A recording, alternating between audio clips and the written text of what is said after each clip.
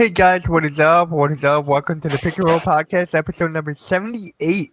What is up, guys? I'm here with Coach Ed Glanny, Nikki Steves, Blaze Radio, and Rios from the Just Fans Podcast. What is up, Nikki? How you doing there? I like those glasses there. Hey, what's CEO Nikki Steve. CEO.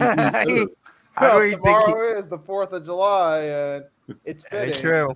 But after I got 1984. these a while back, there was like at a beach bar, a Michael Jackson and Prince DJ tribute, and they gave me the glasses.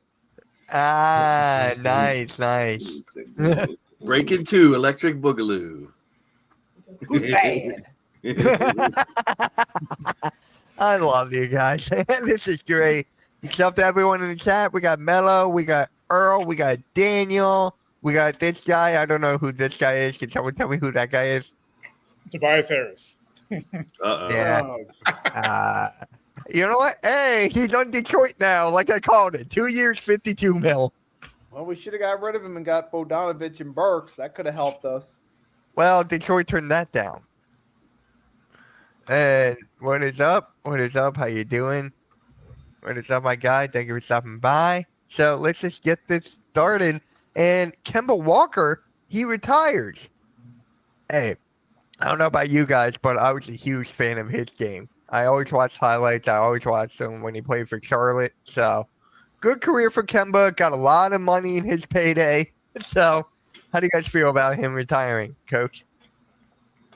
Hey, more power to you. I mean, his game is, the game is in a sense past him. So I think, him signing on to be a coach with Charlotte, that might be a good thing for him. So, hey, but I mean, as far as his career, congratulations, did well from UConn all the way up. So, you can't be mad at the kid. You cannot. And Nikki, how do you feel about Kemba Walker retiring? I mean, hey, he got out of the way. He knew it was time to move on. I mean, because, he had a good run. Then UConn and the Hornets, even with Boston at first, once they moved on from Kyrie. But then all of a sudden, just out of nowhere, he did a complete 180 and he was done. But at least he walked away. I mean, granted, maybe he should have officially retired when the Mavs cut him. But, hey, he understood, he had a good run. It was over. He accepted the fact that his best years were behind him and moved on. And good for him, and best of luck in his future endeavors. Yeah. Blaze, how do you feel about Kemba Walker retiring? I don't know how I feel about it, but this guy feels about it. I got the money. Give me the bag. Tobias to Detroit, baby. The greatest of all time. I would never retire. He's a pussy for retiring. I ain't never retired. Tobias Harris, Pistons championship. Where's Shawn Michaels to retire him when you need it? Yeah. Right. Championship, Detroit. You heard it. Championship. Yeah. Got his So. jersey on and everything. You said championship? Okay. Yeah, he did. Detroit. You champ. Yeah. All right. Plenty of them. So, Blaze, how do you feel about Kemba Walker retiring? I mean, I wished he would have been able to come to fruition like he was early in his career, man. That dude was a lightning bolt. He was a scoring machine. I mean, it's kind of like one of those things. You look back at careers of like Bo Jackson, these athletes that were like super athletes that you're thinking, if they wouldn't have had these problems or these injuries or this wouldn't have happened, what would have happened? Like Kemba had so much promise. And you think, man, this dude's like I don't want to say Jordan, but he had some of those qualities, but he was smaller. He was shorter, like an Iverson Jordan combination because he had both of the qualities. And it kind of sucks he didn't get to go. I mean, but the dude was an amazing ball player. I mean, his career just kind of fleeted away. So it's a shame when they talk about Kemba Walker, they won't talk about how great he was in college and how he started his career. They're probably going to talk about how his career fleeted into virtually nothing and he had to just retire. It wasn't like it. So it's kind of a sad story for someone with that much talent. But he got to live up part of the dream that, we all would love to. And a lot of people, millions and millions of people would love to live. But I just wish he would have got to shine a little more, I guess. Yeah. Daniel, I don't see that happening either. God. Go watch his video. Rios, how do you feel about Kemba Walker retiring? No, I agree with Nick. He should have retired a couple of years ago, especially when he got cut the first time. Like, it should have been like, you know what? Maybe I don't have it anymore. Father Time is undefeated, and he was exciting to watch early on in his career, but it's just he never went on the trajectory everybody thought he was going to take, and it sucks. But at least he got to have a decent career in the NBA, which most people can't say. So, hey, best of luck to him in his future endeavors. Yeah. Didn't he have like his own shoe at one point, and then didn't he get injured from that, or was that someone else I'm thinking about? Okay, might have been someone else. Might have been somebody else. Yeah, it's kind of it popular online. That shouldn't bother me. I mean, he has 5 years of over 20 points a game. So I wouldn't have thought that. I only thought he had a couple years, but he has 5 years, one at 19.3. So basically like 6 years that he averaged over 20 points a game. That's you got to kind of consider that a success. I mean, yeah, he wasn't a slouch or anything. Yeah. But he could have been huge. He should have been like a perennial all-star, talking about top 100, stuff like that. Like taking a team to the finals and stuff. He never got to do that shit. I thought he was going to be like coming out of college. I thought he was going to be like kind of like D Wade a little bit. You'd be able to get to the finals, being a shorter guard, but just never happened. He got stuck with the Hornets. That's what his problem was. Yeah, never going to be that. Grace that would. You'd be the saving grace that would give him the opportunity to be a star and lead a team. And it looked like that first year, I got him to the conference finals, but he can keep going from there. But then all of a sudden, his run with the Knicks and then the Mavericks, and you're just like, oh man, really? It felt like, he was finally going to break out and lead a team, but it just didn't happen. Yeah, he had a solid run, but he's not the greatest. He's not the greatest Hornet ever. Larry Johnson, Grandmama. You can go Johnson Alonzo. or you can go Alonzo. Yeah, one of those two. Yeah, can't go wrong with one of those two. Hey, Melo, coming from the team that actually started this thing, trust the process, we're still doing it. So I don't know. I know he's with the Heat a lot, but wasn't Glenn Rice with the Hornets? Yeah. I'm trying to think who else. Rex Chapman, one of my favorites. Muggsy Bogues. Muggsy Bogues, I was going to say. I was trying to think of the movie Eddie and seeing all those guys, all that. That's my movie. What is up, Merrick? How you doing, man? So I need to go back watch that movie and just like, okay, who was there? Who was there? Del Curry. Del Curry. What's his name? Who came over from Georgetown? Who played with Patrick? Was it David Wingate? Yeah, David Wingate. How about David Davis? Wesley? Yeah, Baron Davis. Yep. Anthony Mason, Eddie Jones, Del Curry, Kendall Gill. Kendall Gill. Yeah. Kendall Gill. I love his game. Loved Kendall Gill. Yep. Junior Reed. Oh, yeah. J.R. Reed. Yeah. J.R. Reed. Yeah. Yeah. Carolina boy. Man, all these names are taking me back. I remember when the Hornets were an expansion team. I remember when they first came in the league, it was like everyone wanted that Hornets starter jacket. Like that was you didn't even if you didn't have an NBA team, you had a Hornets starter jacket. It was like if you didn't have or if you just had an NBA team, that was like the jacket to have. It was. I remember having one of those. Tony Which Dell, one? Because you had the purple one and then you had the teal one. The teal one as a kid. Yeah, Hornet gear was because those were colors that you didn't see a lot either, the teal and the purple. And when that came out and they had the teal and purple stripes on the front, those jerseys were hard. Oh man. They should bring those back. That should be their main ones, honestly. Yep. Yeah. Well, in free agency, a player went to a new team. That was Rios' one of his rivals, Klay Thompson, going to Dallas. So I'm just gonna ask you guys: is Klay Thompson washed? I'm gonna start with Rios on this one. Man, I don't know. I don't know if it's father time or he was just disinterested towards the end of the season. But when you go 0 for 10 in an elimination game, that kind of speaks volumes. Either means that you're either washed or you just gave up on your team, which isn't good either way. So we'll see if Dallas gives him a fresh start. Maybe he just wants to be, maybe on an organization with less eyes on it than the Warriors. They've been a dynasty the last 10 years. So maybe, because I think I saw somewhere he was looking to go somewhere where he doesn't feel like he's in a fishbowl. and Dallas will be the place for that. It's a smaller market team. They've been to the finals this past year, but I mean they're historically not been considered like one of the premier leagues in the team, so not as many eyes on them, especially nationally. So maybe it'll be good for them. We'll see. Blaze. Now, this is one of the ones where I thought should have been coming to Philadelphia. In hindsight, looking at the price of Paul George compared to, I know we just picked him up in free agency compared to 2 second-rounders and a player that they got Clay for. I'm like, wait a minute.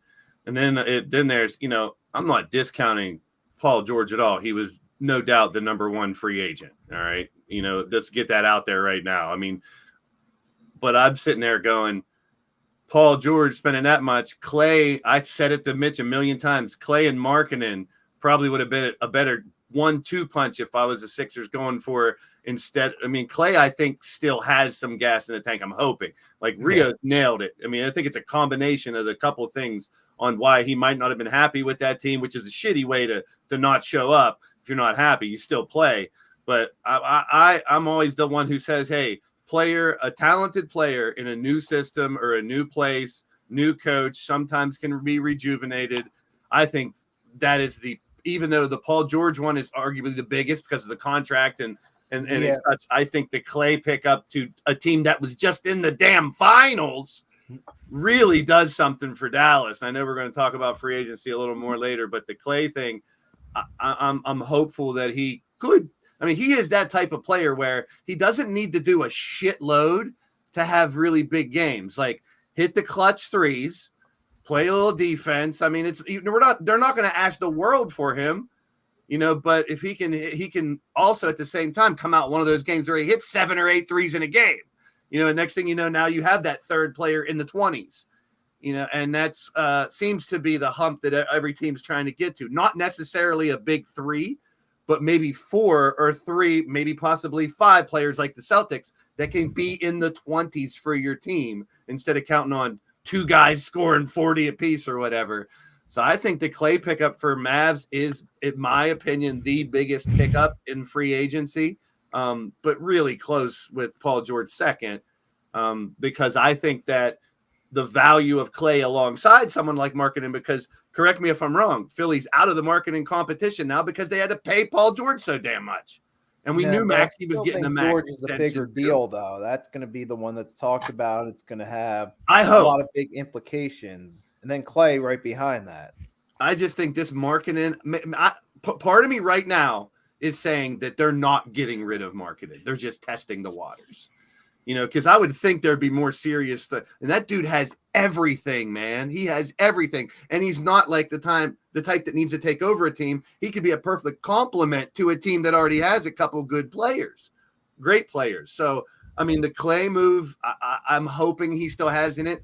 But at the same time, if I'm judging off of what he's done the last couple of years, like Rio said, that might be a flop if Clay can't bring it back at least to 60% of what he used to be, because the dude has a pure shot. It's almost unblockable the way he shoots it. And he's that good. I mean, does he need to carry the whole workload? No.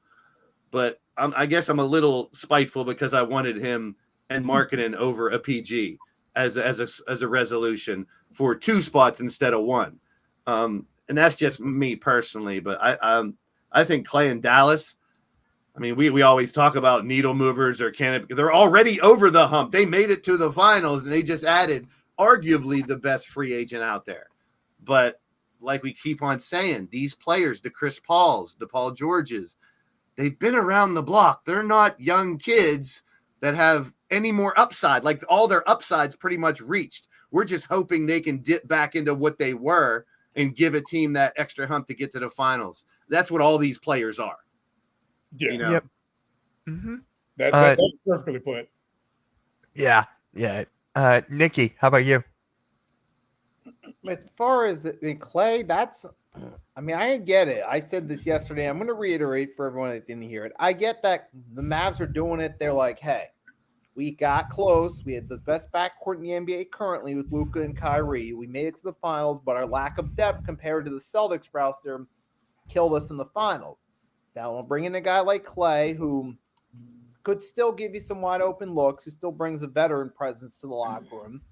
And then you get Quentin Grimes too, and Najee Marshall. They're trying to build up their roster a little bit more, try to make a run this year, maybe get back to and possibly win the finals.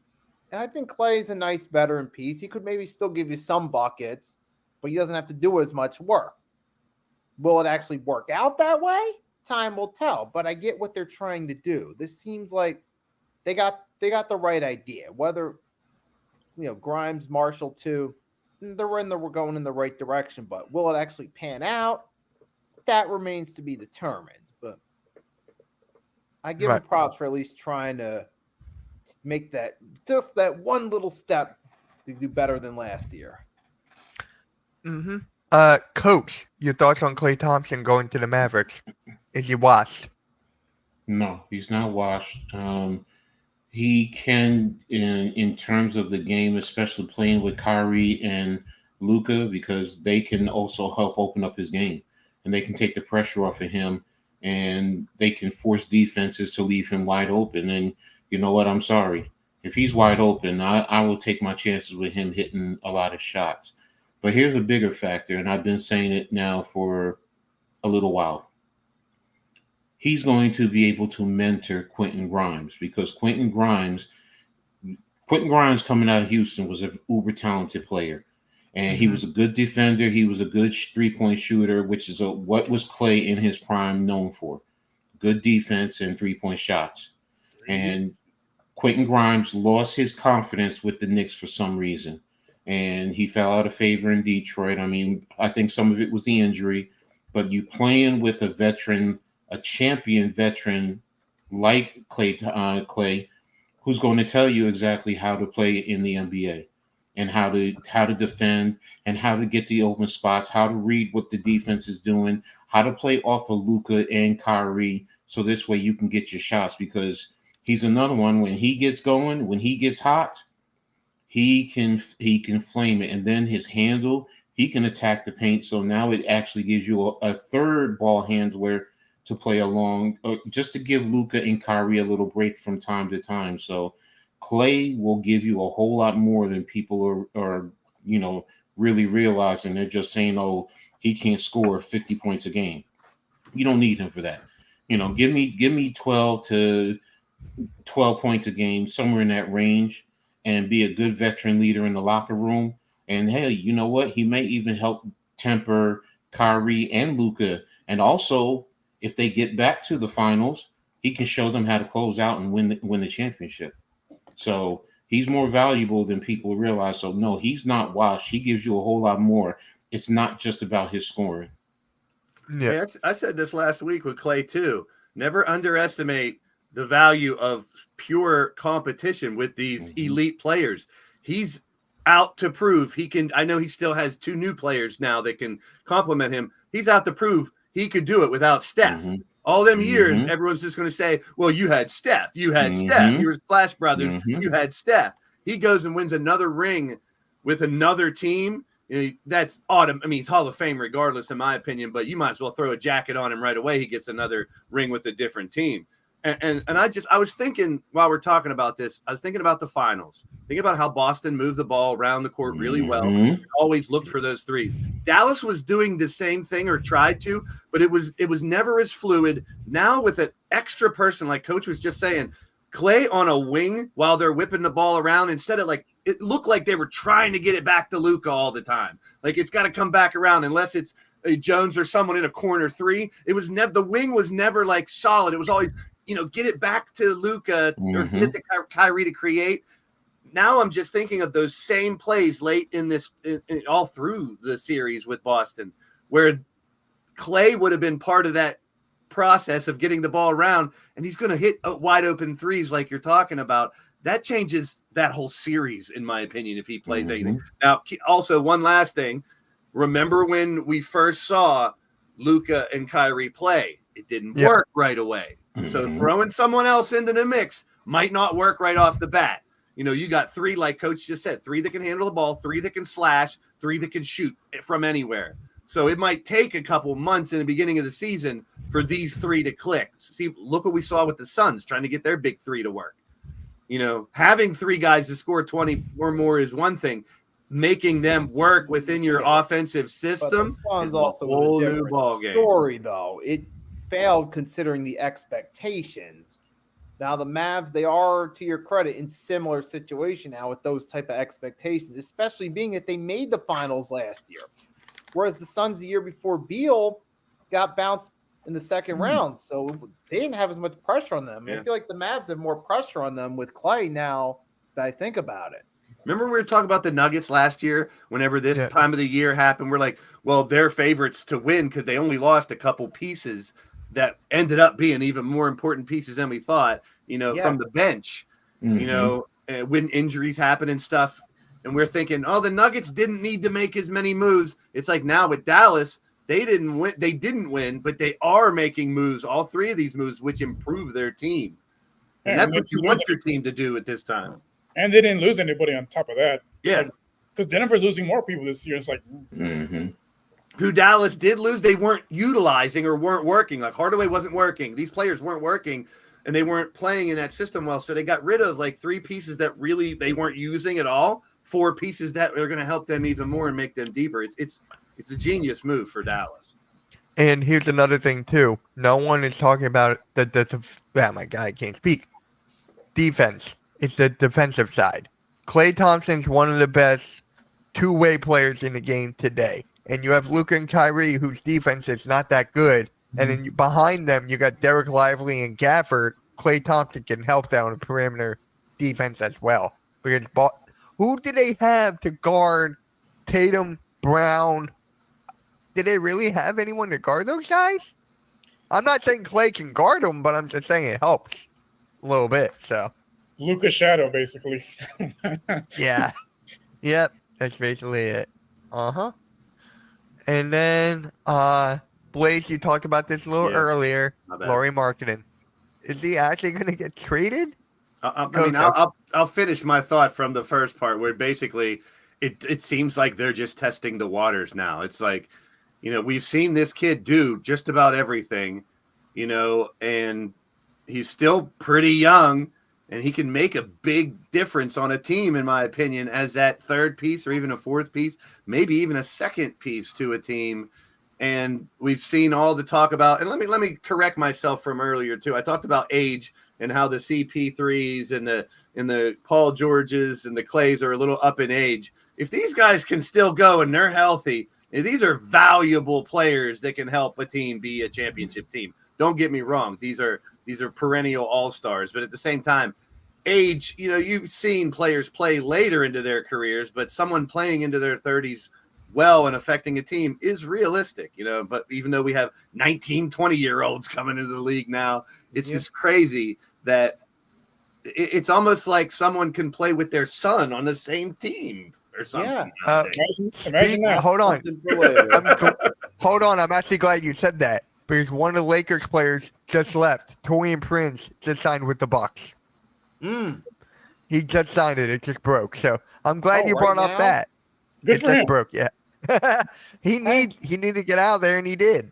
I tell you what, though, you guys talked about like the Collier and the other guys that the Jazz. Isaiah Collier. They have a nice little. If they can keep Markkanen and the youth that they have, the Jazz have a nice little farm system there to start. As we saw, they had a very good draft. Nowhere. Yeah, I think they won the draft. They had in my opinion. I think they won.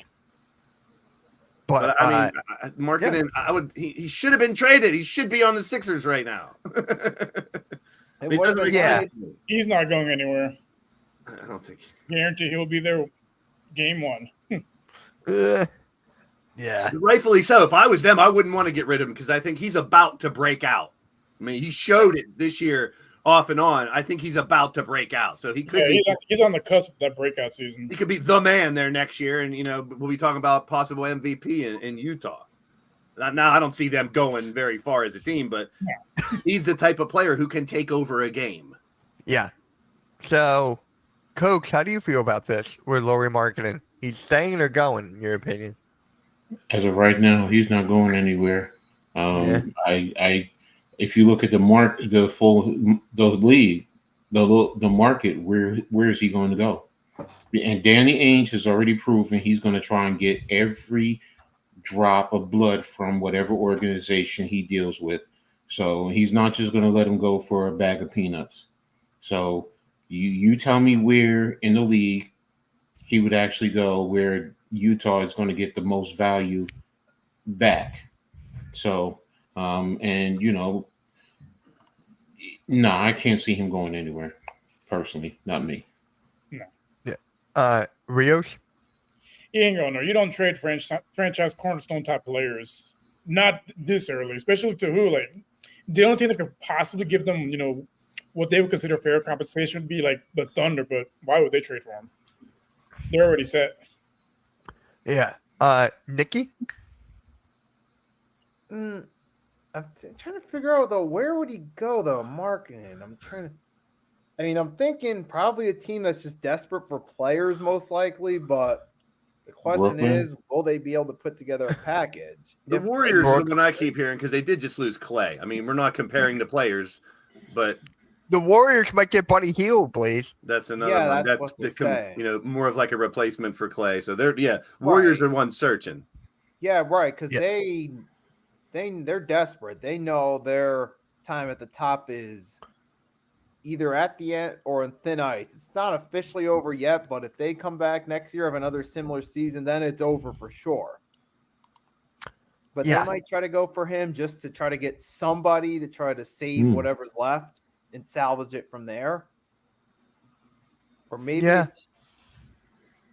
maybe like, another it's hard to think of teams that are going to get him though. Like it's not about it's not about what team he's going to go to. It's what they can get in return. Because remember what they got for Rudy Gobert. They got like 5 first-round picks. Can you imagine if they actually traded Lauri Markkanen again and then get even more first-round picks? And that's where I think they would. I think they're going to be looking 4 or 5 first-round picks for him too. I think the Warriors would be a likely candidate based on how the other trades and stuff. Where I would think that like we're talking about him being a perennial All-Star possibly and stuff.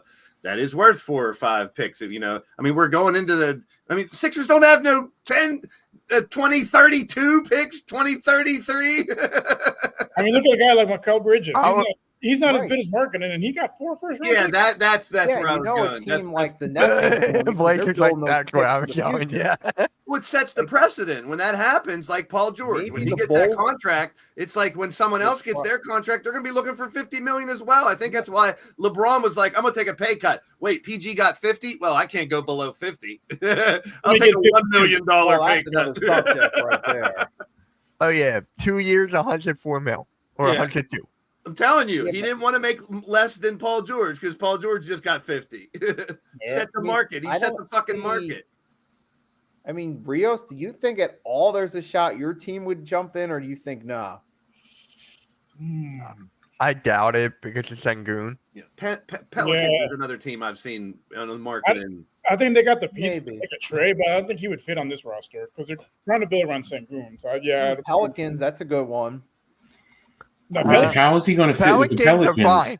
Pelicans are good. He can't fit with the Pelicans. No. Yeah, you got CJ McCollum, you got DeJounte Murray, you got Zion, and you got Brandon Ingram. Well, they're trying to move Ingram, so if they lose, who would take Ingram now? Yeah. Well, it's the Warriors, Kings, Spurs, Timberwolves, and Pelicans. There's your team. Unless your team desperate for a bench guy, then Wolves take Ingram. Wolves. He said they can't trade anybody right now. Warriors, Kings, Spurs, Timberwolves, and Pelicans are on the Wolves. Spurs, that's a potential one. They're trying to get a piece Minnesota, not Chicago. Why would Minnesota trade for Markkanen? No, I don't think. No. Yeah, where would he play? Anthony, can you imagine that though? Anthony Edwards and Lauri Markkanen? I can't see you. Hey, that would be awesome, but in real life, I just don't see it. Yeah, I don't see it either. That was my point.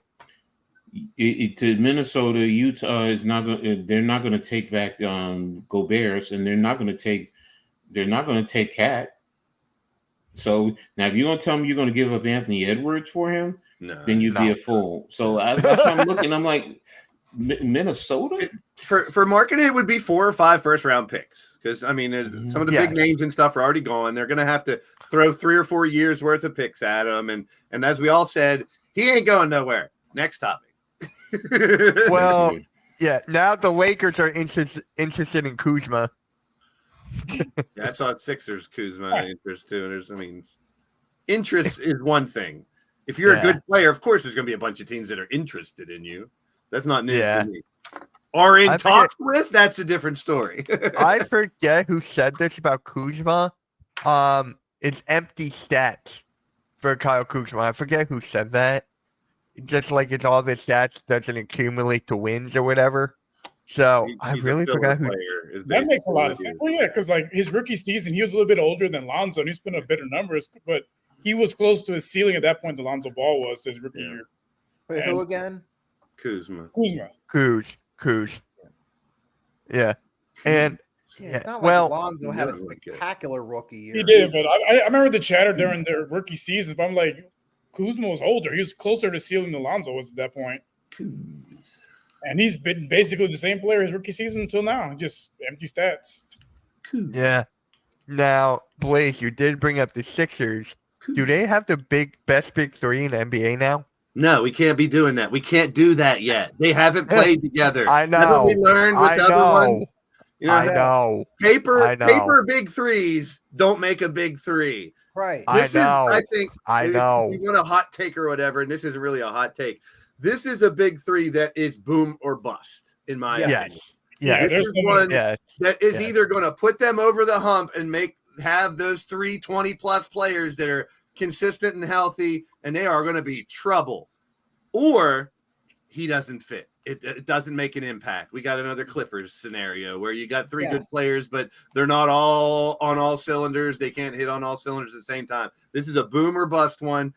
As a Sixer fan, I'm biased. I hope it's boom, but I would have went for the two players instead of just the one. But I get why they did it. The familiarity. He's a good fit, but you cannot say best big three against any other three that's been playing for 2 or 3 years together.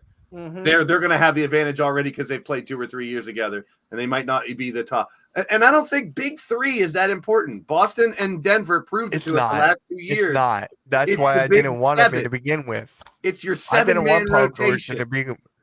Yeah. Boston I didn't want Paul George to begin with. That were all-star players. That's like having a big 6 if you really want to talk about it now. Yeah, and big health, that comes down to it. Try to have so many all-stars or people that could be all-stars that goes into your bench like Boston had. Yeah. So the only reason I'm saying that, because people are saying like, oh, they're right up there, they're biggest threat to Boston right now. And I'm like, how? We don't have a 4. Right. How? Dude, like, we haven't even played together. We don't know if I know. the guys are going to stay healthy it's just typical media for you. It's typical media for me. Because they want to hype it up. Yeah. Yeah. That's something to talk about. I mean, you can't, as a Sixer fan, and I'm not that typical Sixer fan, you got to be happy that they made moves. I mean, literally, I heard earlier that Daryl Morey's been waiting for this for 3 years. He finally got everybody off the books except for Maxey and Embiid. So this is like his team. He's waited so he could build a team instead of taking on, from the past, the Simmonses, the Fultzes, all these errors. Bring on the past. He brought back Drummond. He brought in Harden. And then he brought an old guy named Eric Gordon. I had him as my GM for 7-8 years. I've seen this story before. But it's like finally he has his hand in the pot where it's just not like picking scraps up. This team is, there's no excuses from here. And you only had 2 guys on the books. Everybody else is under your wing now. You can't say that was from the past or that was before me. And I wasn't celebrating the past. I was saying he's moving on from it. He's trying to start his own now around his 2 superstars. And I mean, we could be sitting here, and I think I heard Mitch say this on one of his streams. We could be sitting here going, damn, the Sixers didn't do shit. We got to play with the same team next year. But that wasn't the case at all. They unloaded Tobias. They picked up some good pieces that are secondary pieces. It wasn't just we got Paul George and that's it. They picked up many pieces but will they work together is going to be the thing. The biggest piece I hate, the biggest signing I hate is Eric Gordon. Like I don't that's mind the biggest. like I said in your stream the other night, if they're picking him to start as the point guard, yes, that's the problem. If they're picking him to come in, like him and the Drummond, they're just supplemental pieces to me. They're the what ifs. They're Maxey and Embiid's backup plan. They're not going to save the world, but they're not Tobias Harris. They're players who can just play level playing field and maybe hold us above water. So I see what he's doing. He's going for people that are familiar with the people on the team, the system, or whatever. He's trying to build a team. Like we're seeing that, as we talked about, the Denvers and the Bostons, how to construct a team has changed. And I don't know if it's going to work. I'm hoping because I'm a fan of the team. But to see him kind of rebuild within 1 year, like you talked about that gap year last year over and over, Mitch, how it was going to be a year where and it kind of was because it needed – everybody to get off the books and then really build around your two stars. Now they didn't know Maxey was going to be a star. They didn't realize they're going to have to deal with Embiid being hurt every year. So it's a conundrum that they had. But as a Sixer fan, you can't sit here and say they've done a shitty job in free agency in the draft. You can't. You can be upset about pieces of it, but for them to rebuild within 1 year is literally what they just did. You can't you can complain because Philly people will complain, but literally we could be sitting here going, man, they made no moves. They traded away their draft picks. So making a bunch of moves is better than doing nothing. I agree with that. There's so many teams that have to go into the shitter for a couple years before they can rebuild. Yeah. The team, you should be happy that your team, this is what I go through with Steeler fans all the time. Oh, you're mediocre because we have a winning season for 20 years. I'll take that. You have a better chance of making it to the Super Bowl if you're winning every year. The idea that that's mediocre, no, that's step one in being a champion is having winning seasons. So not having a complete rebuild, I think, is a success story already for Philly. At the same time, because how many years are you going to stay stuck at step one? That's what I mean. This is like the all-in. It's finally a rebuild without having to rebuild because there's all these new pieces to the puzzle. Yep. So, Coach, his facial expressions, they are priceless. You'll see what I mean during games, man. You'll see what I mean. Yeah.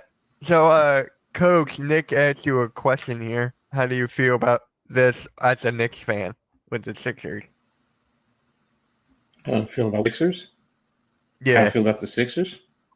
Mm-hmm. Like with all the moves they made. That's fair. No, seriously. I mean, look, you guys have been hitting it on the head. First and foremost, everything is a wait and see. Whether I'm a Knicks fan with the Knicks, the Sixers, you don't know until you go out and you play the game. You've seen teams that, you're like, that doesn't make sense. And then next thing you know, they're balling their asses off. You've seen teams that have, they're the shit. And then next thing you know, they're flopping all over the place. It's too early to tell. I will say this as a Knicks fan, Ross. with what we lost in terms of Hartenstein and what you got with Embiid and Drummond, I've said it, that right there going up against Mitchell Robinson, that's like, okay, that's a problem right there alone, and Mitchell Robinson is injury prone. But then you look at Boston, okay, Boston with Porzingis and then Horford, you guys, you can say you have the better center position, but as far as the team, they're better. They're probably as a better team right now. Do you have talent? Yes. It's also a matter of fact, injuries. That's going to be a big, big, big factor. Paul George, 34 years old, always injury prone every year. Embiid is over 30 now. The injury issues. So, and if one of those two goes down for a significant amount of time for the season, that could derail your whole season. So it's a wait and see right now. As Blaze said, you hope as a Sixers fan it works out, because if it works out and you play well, and I will say this, I've been saying this from the get-go. It's Boston and then Philly, New York, Milwaukee right now. Yep. That's it right now. You can't debate me on that right now because Boston is the champs. And until you take it away from the champs, they have to be put above everyone else. Period. Case closed. And then Philly, New York, and then Milwaukee. Time for Damien's dumb comment of the day. Damien smoking that good stuff today, people. Look at Rios' face. He's good for a dumbass comment every show. Yo, Damien, man. I got a kilo, bro. Let's you and I talk, bro. Let's you and I talk, seriously. Damien, Rios' face, he was like, what? That hurt my brain reading that. Like, what the he tried. Damien tried. That hurt my brain. I could only read the first line. I had lost me after. Yeah. Tommy, you know what? I got what you're saying, but bro, I mean, it's not even Tatum for me. It's Brown. Brown is that whole team right there. Yeah. He's that whole team. Your best two-way player. Yes, I've been saying it, and so, and I'm not going to say Boston, New York, then Philly. I said it before. Boston is above the other three.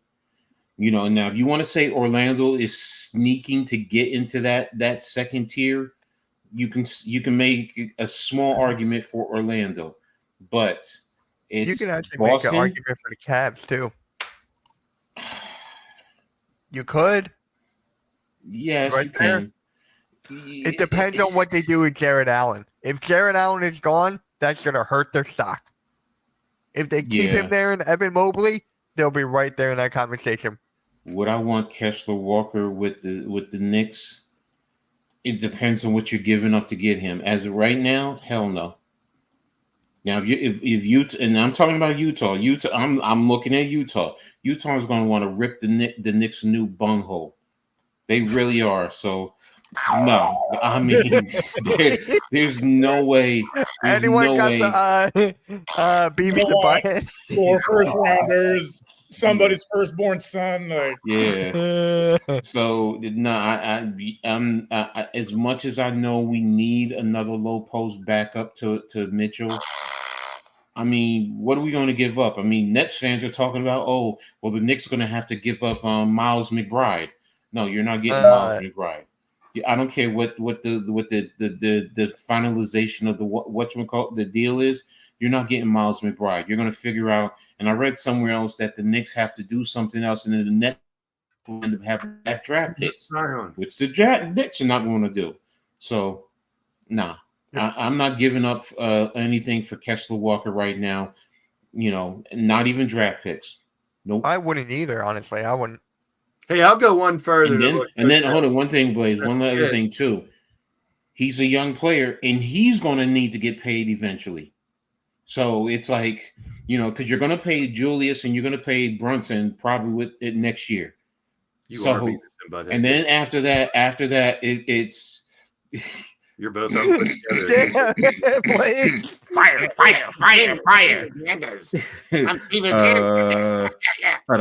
Shut up. Shut up, Beavis. What I was going to say is I'm going a step further. Boston, Milwaukee, and New York. Philly ain't there yet. I can't put them there. Blaze. I get it, Blaze. I get it as a fan, the superstition. But bro, come on. Paper, these players have never played together yet. It's the same thing with the Knicks. Then your whole team has played together. He's brought but you brought in a key component with Bridges. Yeah, so he's going to change the whole. You got to work in Randall somehow too. So you got to work in Randall, and that means Devo is now going to the bench. Hart is going to the bench. Remember, those guys played a lot of the season as starters, so now they got to go back to the bench and develop. So everything changes with Bridges. So that's why I'm saying, just like you, we have a lot to do. So Knicks won 50 games. The Buck won 49. And every Sixers up there with them yet. Every quote unquote sports enthusiast and everyone is said Sixers hands down over the Knicks. Everyone. Not me. Say it.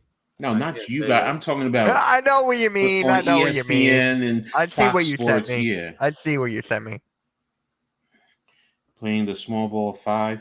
I can't trust him for the whole season. On occasion, yeah, that's fine. I don't have On a problem with occasion, I that. could see that. Yeah, but if you're playing Boston, okay, maybe, but then he has to guard Porzingis, but then he can do certain things against Porzingis. But then who are the 4, that you're going to go with the small 4? Are you going to put Devo into the starting lineup, or is it going to be Hart? So I get it. Again, everything has to, just like the Sixers, you have to wait until you play on the court. Now, the one thing I am intrigued with is their second round pick that they got from Marquette. Because that kid, once I did my research on him, and first and foremost, you're playing in the same league as the back-to-back NCAA champions. So that says a lot. He's the Big East Player of the Year. That says a lot. He's left-handed. Who's their starting point guard? And isn't he also left-handed? Didn't he also come from the Big East? He's not overly talented, just like, okay. So now, as far as a point guard, I'm like, okay, if he develops, and he's not 19, he's 23. So I'm like, okay. Now I'm intrigued by that, but we still got to play, just like Philly, just like you, Blaze, like you're saying, we got to play. Right. Now, if you want to say Milwaukee's over us too, I'll even go with that. Welcome back, Nikki. What are you guys talking about? Just like the Sixers and Knicks. Movies and food, restaurants. We're talking about Beavis and Butthead. Strip clubs, cartoons. I'm talking about GTD. That too. Y'all don't even know what the hell I'm talking about. Blaze might get it, but I got it. Okay. Talk about prettiest NBA players' wives. Randall came from the SEC. Okay, there we go. You're gonna get Blaze started now, because where did he come from? Kentucky. Kentucky boy. Yeah. How are the Bucks in question? That's actually not a bad question. Your sanity is in question, Damian. How did Randall get on the panel for the finals? That's what I wonder. Like, I could see if it was like Jokic or Jamal Murray on the panel because they were in the finals last year. Or even remember the panel on ABC, like at halftime with like Stephen A. and those guys. Julius Randle was part of it. Okay. Oh, because he was okay. He was the guest panelist. Yeah, I don't get why him. I mean, no offense to Julius Randle, but I could see if it was like a Mike Malone or a Jamal Murray, someone who was at the finals recently. He's from Kentucky, so Man, he's still a player that a lot of people in the league respect. He's also an all-star. He's going to come back and ruin the Knicks. He's going to come back and ruin the Knicks.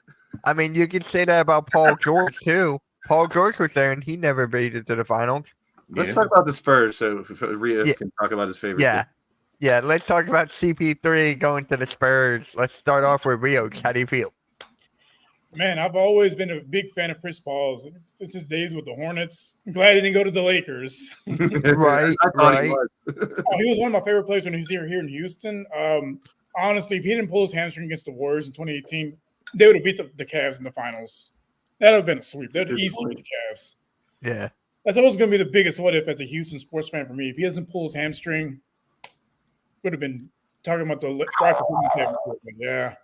Him with the Spurs, from a basketball standpoint, I see it as veteran leadership for Wemby, just because you need some veterans in the locker room. A guy that's been in the league for a long time, consummate pro, got to help him out, put him on the kind of the right path a little bit. But basketball-wise, I don't see them winning a lot of games. It's probably 25, 30 win team still. Yeah. Even with CP3. Yeah. They're all fighting for Cooper Flag, Ace Belly, Dylan Harper. That's all they care about. 2 out of the 3 are Rutgers boys. Okay, I understand that. I like it. They were good players. None of my guys are in the top 15 or 20. Well, at least everyone's fighting for the Dookie, the little Dookie hole. Dookie holes. Yeah, Spurs are dumb for making a Dillingham trade. Hey, I'm a UH fan. None of our players get drafted early in the first round, but we're in the final. Well, see, the 16 years here. It sounds like they had a plan. Why? I mean, and this is me talking against a Kentucky player who I think has a ton of promise. But they could have took Dillingham and had a 19-year-old rookie that they had to wait a couple years where they already have a young guy in Wemby. Why not bring in CP3, someone like you guys are saying, a veteran that could help lead the team a little more, not necessarily take over, and hopefully help Wemby become what he's going to be, but it's not going to change the world. So I don't know. I mean, is it a better move to go for that young 19-year-old prospect or get a veteran to come in and lead? At this point, why would you take a risk at Dillingham at this point? And I'm a Kentucky player saying I'll take the old CP3 at this point over Dillingham. Dillingham's ceiling is humongous. They could have had both, honestly. Technically, they could have. Yes, that's a good point. That would have been a good mentor for him. One of the they really could. Having the point guard as your mentor, like, come on, like, who wouldn't want that? The Sixers have one. The Sixers got him. What are the odds? Please, we got him. What are the odds of us getting him in the undrafted? The guy didn't even get drafted.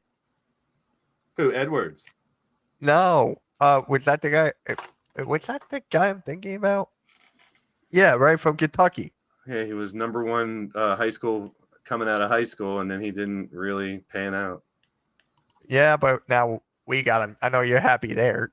Hey, if he pans out to what he could have been coming out of high school, he was literally the best prospect coming out of high school. Yeah. So, Nikki, how do you feel about CP3 going to the Spurs? I mean, on one hand, I think CP3 does need to hang it up. He's past his expiration date. However, for the Spurs, obviously, they're bringing him in as a mentor for the younger guys because he's well past his prime, and that's all he's there for. And plus, it could help sell a few more tickets to their home games, but he's mainly there to be a mentor, help Wemby, help some of the younger guys there. It's not really going to translate into wins, though. And what did CP3 do last year? What was the CP3 effect on the Warriors? 10th seed and getting bounced in the play-in? He's not going to have a big effect on this team anymore. He's really just there for the young guys. That's all I see it as. Yep. I get that. Coach, how do you feel about CP3 going to the Spurs? And like a good neighbor, CP3 is there. I mean, he's just a veteran to help Wemby. It's more about helping Wemby in the long run. That's really what it's about. And CP3 can help him in that regard. He can also help him be a leader because don't forget he was in a leadership position with the Union. So he has those skills, and he can put Wemby in that position to understand the full spectrum of the league. Because it is different than being international, but develop his marketability, utilize his skill set, and really capitalize overall on what he brings to the NBA. Wemby's already tearing it up in international play. I saw highlights today. I saw that. I was watching it. Stuff already. I was watching it. Hey, how's it going? Thank you for stopping by. CP3, yeah, Popovich. I forgot. Fired. What? Popovich is never going to get fired, Damian. Oh, Yo, Damian, man. You know what? I'm going to say this to you, player. I got some shorties for you, man. They're gonna temper you down. They're gonna calm you down, bro. And they're gonna help you really get your mind into focus. Seriously, player, come on, man. Popovich is not getting fired behind CP3. There is no way in hell. None. Blaze, that tops it. That tops it. That right there. That's it. That one I wouldn't even have read. I just skip that one. So he's getting stupid now. I'm not giving him the time of day of reading that motherfucker right there, Damien. You could shove that one up your ass, pal. Reading that brought back my cancer. Don't fuck with that. He's one of the best, not in the league in the league today, yes, but of all time. Not just all time, but he's gonna get fired because Popovich could go. Popovich could go 0-82, and he still won't get fired. Think about that.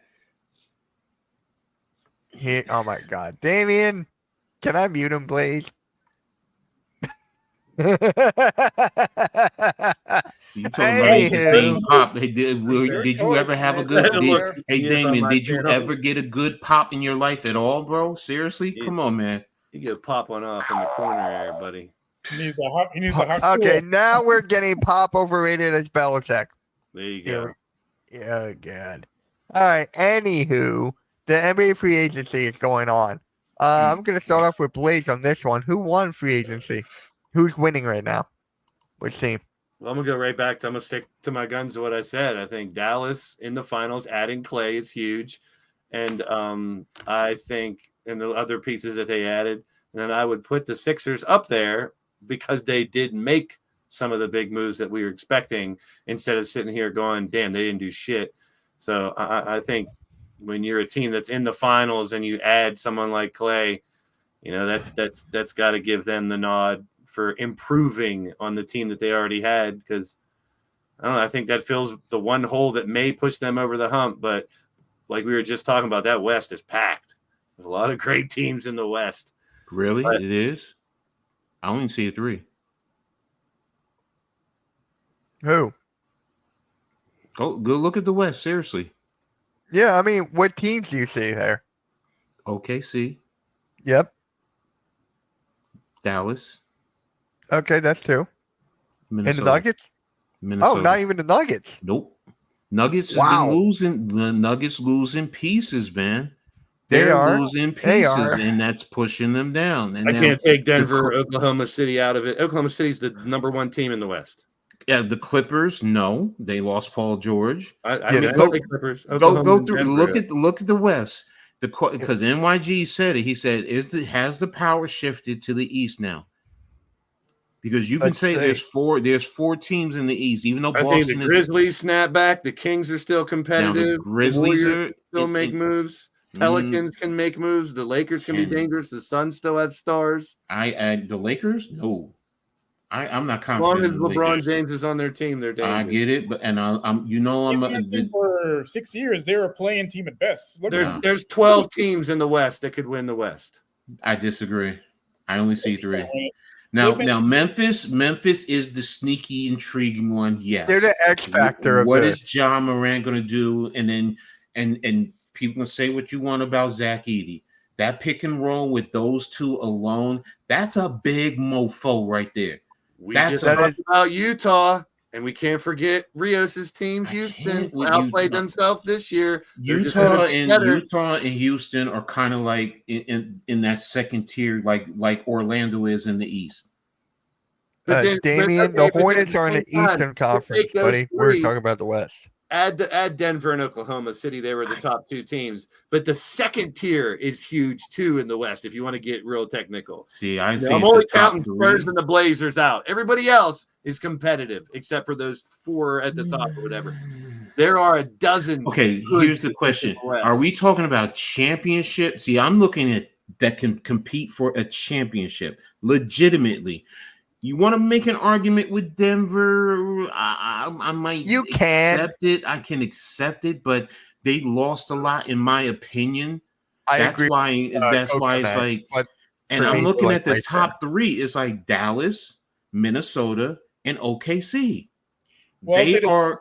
a year ago, would any of those 3 been championship contenders? No, No. a lot of division here. No. You're going Denver.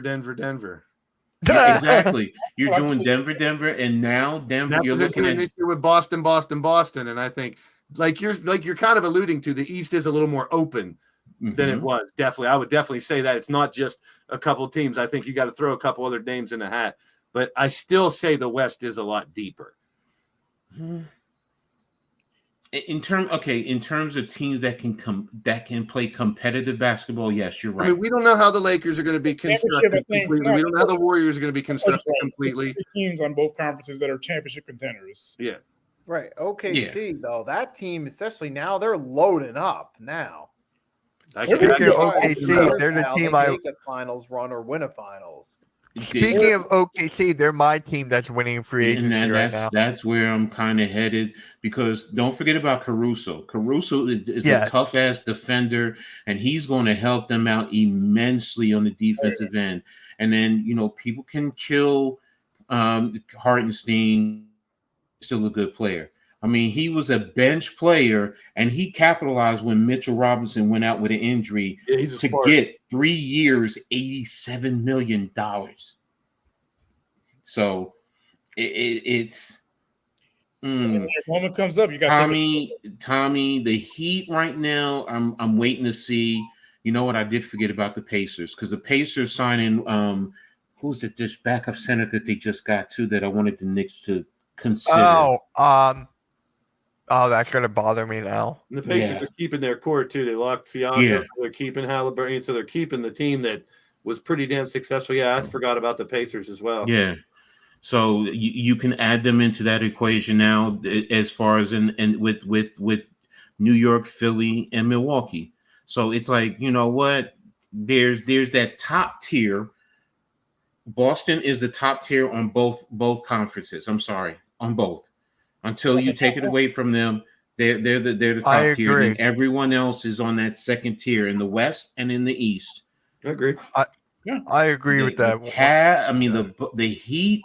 I'm going to put the Heat below the second tier. You can talk about Jimmy Buckets, and he's a dog, and Bam Adebayo, but it's once you get past those two, who? Now, if you get DeMar DeRozan, were you talking about Isaiah Jackson for the Pacers, the backup center? No. Was it Jackson? No. Because I'm looking at their depth chart right now. They got signed him. They just signed him in a free agency. Hold on, I have to look at it. I'm looking at it. News. Wiseman. Thank you, Wiseman. Yes. Yeah. Wiseman. Because on their depth chart, it had Wiseman on the third. So I'm like, huh? And I was like, oh, it's Wiseman. Him and Turner. Think about that. I'm not saying Wiseman is an elite player, but he's still a serviceable big. That's where I'm looking at the Knicks. Like, I'm like, yo, we have to compete against that too. So you guys with Embiid and Drummond, and now them with Wiseman, and then you just said Wiseman, Turner, and you said Isaac was the other one. Yeah. So now they're going three, and we have Mitchell Isaiah Robinson. Jackson, Isaiah Jackson, and we have Mitchell Robinson and Jericho Sims. That's why I'm not. Jonathan Isaac signed with the Magic. He's staying. So Memphis though is sneaky, interesting. The Warriors, like you said, Blaze, they still have work to do. The Pelicans, I don't know. There's just something about you lost your starting center too. So it's but you that's guys are making good take. points. Our crew, that's a hot take. That's a hot take, our crew. And I like it. Yeah, no, I agree with that. I have been sleeping on them. I can see it. Them at number 4. How is that? I mean, we just said there's 3 teams, so if we're going to add a fourth, it would be Indiana. Miami. You got Miami over Indiana. 4. So if you put them in the top 4 in the East, that's Boston is number 1, and then you have Milwaukee, Philly. It's the top 5. Pacers. So, and then Pacers would be 4th. Yeah, no, Pacers would be 5. They got. No, I'm going. They took care of us. Knicks, Bucks, Pacers. Celtics, Knicks, Bucks, Sixers. I would still put the Heat over the Pacers because the Pacers can't play defense. That's their biggest Achilles. You can score. Pacers are better than the Sixers. Rios, Pacers are definitely better than the Sixers. What they did to us. They played defense against us. Yeah, as of right now.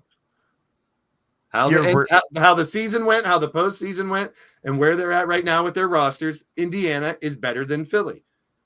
Indiana's better than New York. That one I think they're like right. But see, how can you do that? And those two are right there because both of those. How can you, Blaze? How can you do that then and not include Philly in there? Because Philly and New York got a whole different fucking team. We only have the Knicks do too. Whether you realize Hartenstein is a big loss, that takes a lot away from us. That's the biggest loss. That's a big loss. And then you're throwing in Bridges.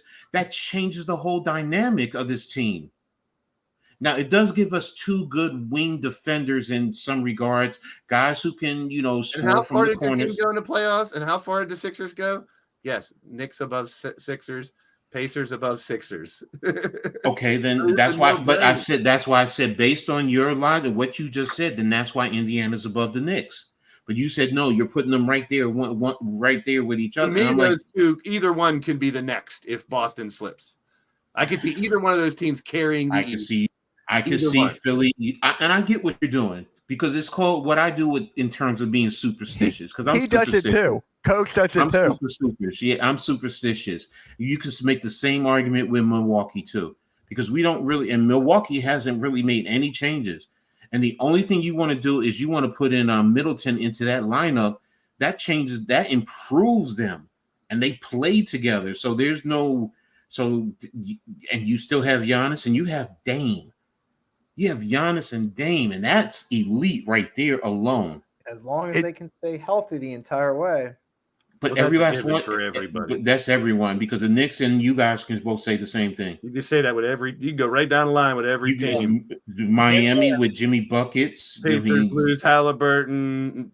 Denver loses Jokic. Embiid. Well, hopefully Halliburton gets back in the ring and gets cracked upside the head with a chair. Then take care of that. Blaze, how do you feel about that? I gotta ask you, how do you feel about that with Brunson and Halliburton in SmackDown? You can go all the way back to the days of Mongo McMichael and the Fridge. They mix wrestling, football players into wrestling, basketball players, pro sport. I like it because you're taking the competitive sports and kind of meshing them in with the theatrical entertainment of wrestling to kind of make people think, oh, well, they're competitive sports. And I've always loved it when they had people in the Royal Rumble that was a professional football player or something. I always thought that was cool. And there is crossovers. I mean, Roman Reigns played football. Goldberg played football. Like a lot crossover. The Rock played football. Yeah, so it's like there's a lot of players that I love when they do that, when they throw Dennis Rodman athletes. True crossover with Dennis Rodman. I mean cross-dresser. Cross-dresser. I'm sorry, not crossover.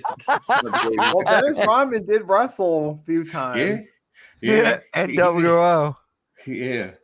So, but yeah, I'm with you, Blaze. But I'm still gonna say the same thing. When I saw Brunson and getting in the ring, I'm like, what the fuck are you doing? Yeah. Plus, it adds to I've said it a million times on my wrestling podcast. A big thing to me is the crowd. And when you're taking a crowd in Madison Square Garden or in Indianapolis, and you're bringing their stars out, you're going to get a pop, and you're going to get a crowd reaction, which is always entertaining. Well, then when you get to Indiana, you need Caitlin Clark to get into with the ladies. Then yeah. There's already been rumors of her showing up on a wrestling show. Hey. That wouldn't be opposed. As a manager, to introduce somebody, right now. I heard for the Rumble. She's the Midas touch. So any entertainment industry, if I'm making commercials, I want Caitlin Clark on my commercial. Last night when they went and played against Las Vegas, 20,000 plus in the stadium. 20,000. Can you imagine the requests she's getting for sponsorships? Yes. Over this past year, think about it. Ever since Iowa was blowing up, imagine how many things she's been offered to work for. Do commercials. The last one. I saw it. Yeah. I saw it. Yeah, that one. All right. So for the WNBA. For the WNBA guys, you can actually tune in to tomorrow for the Four Court Press podcast with Coach Ed Glenny, Next Shift Randy, and Nick from Sleeper Sports Media. So I like that one. Yeah, I did too. They're funny. Take my money right now. Yeah. So actually, we just gotta talk about this, and that's Bronny getting drafted to the Lakers, and I knew it. And we all did. And it's stirring up controversy on how it was done with this whole nepotism, LeBron, and all that stuff. And then Bronny getting paid 4 years, $7.9 million. And then LeBron getting 2 years, $104 million. Or 102, rather. So, yeah, Bronny signed a 4-year deal. Let's start off with Rios on this. How do you feel? There's shocking news. Water is wet. Yeah. I mean, we weren't surprised he's going to get drafted by the Lakers. I mean, there was reports, from Shams that, Rich Paul was calling teams, hey, if you draft Bronny, he's going to Australia or whatever. if you draft him. So we can go there. Like, I mean, we all saw it coming. I really don't care. Like, we all saw it coming. Like, it's, it sucks that, he does. It's hard to put into words. Like, I really don't care, honestly. We all saw it coming. It's not a shock. It is what it is, basically. I agree with that. Nikki? Yeah, I mean, look, I called it as we were getting close to the draft. It's obvious he was going to the Lakers.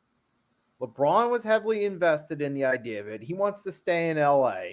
And Bronny didn't do anything that would actually to light the world on fire during his year at USC. So the Lakers is like, all right, let's make LeBron happy. It's at least that's how it's coming across as. But they're also thinking, okay, maybe with his dad, they're hoping with his dad there, it'll help him grow his game as a player so he can be valuable for the future. That remains to be determined. So maybe it's part that, but they clearly want to keep LeBron happy too. So it's a combination of the two factors. But yeah, it's obvious. He's with the Lakers. It's over.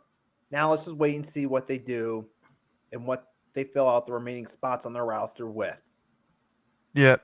And they just got 2 more coaches too, Scotty Brooks and Nate McMillan. So 2 assistant coaches. So Blaze, how do you feel? First, let's get this out of the way. If it was any of us, we would do the same damn thing for our son. If it was I'm not mad at him. I'm not mad at him. Saying you are. I'm just saying it's for the general public out there that, I heard this a million times and it's nothing new. The nepotism thing has always been there. Yeah, right. Coaching within the hierarchy of ownership, owners hire their kids to work, as temps when they start. They're going to hand, that's business in general. Think about the mom and pop pizza shop or the factory that your dad owns. It's going to go to your kid, so it's kind of like the passing of the torch. The thing that, it's a little upsetting to me. It's become more of the spectacle of this happening other than the idea of going for a championship. That's the only thing that's kind of, it's like you can say that, but then again, there was a player who got drafted 30th that scored 2 points a game in college. Bronny scored 4. I mean, so what? The kid's never had a problem off the court. He's got a great persona. He said he wants to make his own legacy. If it starts out with his dad and they make history for the year, does that really affect your life? Is that really that bad? So like I said, if it was your son, and think about his heart condition. I mean, this is a great story. Whether LeBron was his dad or not, this kid should have been dead last year and ended up playing, or 2 years ago, whenever it was. And you'd think most kids that would go through that are never competing in a sport again. This kid overcame.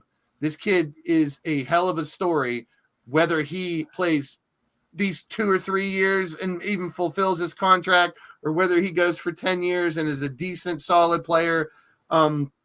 We can go back, and someone did this too, and they were showing, here's the number 55 pick from 3 years ago, from 4 years ago, from 5 years ago. Players that they don't know if they're going to pan out or not. The only reason it's different is because of the name on the back of his jersey. So good for him. The one thing I thought was weird was I thought LeBron was looking for 3 years. Why he settled for 2 in the player option? Because to me at this point, why not wait and play with Bryce too? That's exactly what I told Coach earlier. It's like if they can make it happen, the worst thing that I can think about it is that Laker fans can be pissed that they're not trying to build a championship team. They're trying to build a James team. But I mean, think about it though. The chips just fell where they may this year. And whether, the guy was telling people not to draft him, he'll go to Australia, which is probably 100% true, because they're talking about it. It happened. Like you guys said, does it really change the world? The kid didn't play a lot of college. We all were talking about it last year and previously that he needs more time. I'm already hearing, don't be surprised he goes to the G League and doesn't come into the actual league until after the All-Star break. That would be something I would be okay with. I can also see opening day. It's the James show, and that's all they're talking about is that first game. where the fucking Bronny James is starting for some reason just to say they played. I'm hoping it's more that you do see him go to the G League and get a little bit of time to develop. You're going to see him in Summer League. He's already played with top-level talent. Correct. Ever since he was a kid, he's playing outside of his high school. He's playing with all these, so he's used to playing with top-level talent for years already. Think about Luka. When Luka came over, we all talked about he was playing with top-level talent over there for years, so it kind of helped. Whether Bronny did really well, which he didn't in USC, was that because he's not that good or because he was in a position where he couldn't play over the Colliers and the other players that are NBA ready?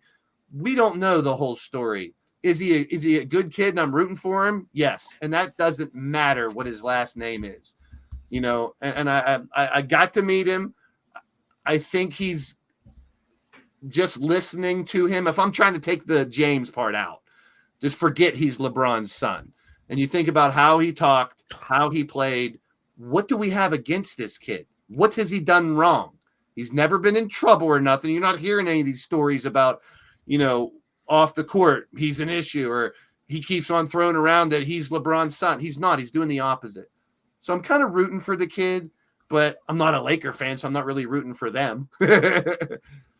But it happened. Nepotism is everywhere in business. It's just under such a big microscope when it comes to LeBron. Think back, guys, when he came out when he first joined the league, we talked about nothing but LeBron. They zoomed in on his pregame when LeBron started playing. So as much as we knock LeBron for some of the bullshit he does now, that is the guy who also has an amazing story if you dig real deep into his personal life on how he grew up. And the fact that magnifying glass, listen, Michael Jordan, as much as he is my GOAT, the greatest, he didn't have as much of a microscope on him that LeBron did. And LeBron still succeeded with that eyeballs on him constantly since he was a teenager. And he is now 20 years into playing this game. He's his 22nd year, now the longest that anyone's ever played along with Vince Carter. He's going to break that record, and he's going to go down arguably as the greatest of all time. And like I said earlier, regardless of how they sculpt this team, as long as LeBron's on this team, they are a dangerous team. Do I think they're a championship team? No, because, like a lot of people can say, instead of picking LeBron, why didn't you go get somebody else that can help the team now? Is the number 55 pick really going to get them Klay Thompson or Paul George or somebody? No. So this pick shouldn't affect as many people as it did, but it is also the reason I think we will continue to have 2 night drafts. Yep. Coach, I already know how you feel, but yeah. Blaze, thank you for a lot of what you just said, brother. I really appreciate that, man. People are Because really knocking him before knowing him. They're all blaming everything on LeBron. Let's give this kid his opportunity. it's first and foremost, I'm going to start with the LeBron bullshit. Ooh. Because a lot of you people are hypocritical. Because Blaze, you said it. Coming out of high school, and I saw him and Melo when they came to Jersey and played in Trenton. I saw them play, and everybody was in love with them. LeBron came into the NBA. Everyone was in love with him. He went to Cleveland, his home state and everything. Everyone was in love with him. Everything changed because of the decision and because he went to Miami and because he put it on national TV. That's where all the hate changed, because people just didn't like it. So what? It's stupid. Like Blaze said, nepotism starts. It's been in effect for years. As a Giants fan, one of the things we cried about is the Maras giving family members jobs who weren't doing a good job. It's always been there. It's always been, and it's always going to be there. But because these are the owners, people just can't really say anything. But now you want to attack the players. But what about coaches too? Don't forget, coaches bring their kids in onto their staff, and they give them jobs. And Belichick's and Shanahan's. So it go, but nobody says anything. But LeBron does this, and because he has earned the power, this man has not done. You got in Toronto, in Canada, facing felony charges because of what he did. But you don't hear shit from LeBron doing that. Wait, Michael Jordan, the greatest in the game, gambling, would go gamble in Atlantic City and then come back and go into Philly and play a game. But nobody says anything about that. But yet and still, LeBron James, all the hate, and now you're trickling it down to his kid. This is bullshit. It's bullshit. And it's sad. It's sickening. It's disgusting because people look at his life and what it is. And a lot of you are probably just envious and wish you had the advantages that he worked his butt off, because he did work his butt off in high school to get this opportunity. Grow up, mind your business. Stop digging in somebody else's backyard. You want to critique the game? Critique their games. That's cool.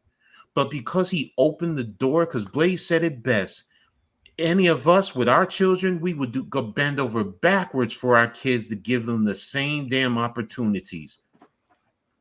And just for a little fun fact, do you know who the top dad and son scoring duo is in the NBA? Jelly Bean Bryant and Kobe Bryant, with over 38,000 points. LeBron has 40,000. So when Bronny scores 1 point, they're going to be tops. Yeah. So yeah, people are going to make a big deal out of that too. Trust and believe they're going to be. That's why I'm putting this out there now. But y'all are going to make a big deal about it. Man, it's so sickening, man. I'm tired of it. It just, let them play the game of basketball. And you know what? If anybody deserves the opportunity, this man does, because he represented the game of basketball honestly with dignity, with class and respect. He has not made the NBA look bad other than the decision. Okay, he chose to go to Miami. He had that right. That's the rules of the game. And if you're gonna hate the game, then you better go in there and change the rules. Otherwise, hate the player, hate the game. Exactly. Pimping is pimping, plain and simple. And he pimped the game. So whatever. Bron, proud of you, brother. Bronny, I know you're gonna represent the league well, no matter what. Whether you play in the G League or in the NBA, whatever. People and other guys are gonna hate on him. I get it, because you're gonna be jealous. So what? Get your money, get your bank, $7 million. And just one last point too, okay? Because I said it last night on Heart of the City too, with a lot of these kids. Parents, get your kids into athletic programs as best you can. If they can't get an academic scholarship, help them get an athletic scholarship, because they just did an interview with the kid from Carolina, and he talked about NIL and the opportunities Carolina had afforded him. And he made over $2 million, I think, in the last year and a half, just through NIL. Who are you talking about? One of the center for North Carolina. I forgot his name. Yeah. I thought you meant Jaron McCain, because he's that too. No. But my point being is, if you really care about your kids and you wanted, this is what you want to do. You want to get them in programs. Number one, it gets them out of the house. It stops them from playing video games all day long, sitting around doing nothing. It gets them active. Sports teaches them great social skills, leadership skills, a whole lot more competition, because you're going to be competing in well. It allows you networking opportunities, because guess what? A lot of every kid is not going to make it to the pros. So you want to have the network that can also open up other doors. Yeah, Armando Banca. Thank you, bro. Appreciate that.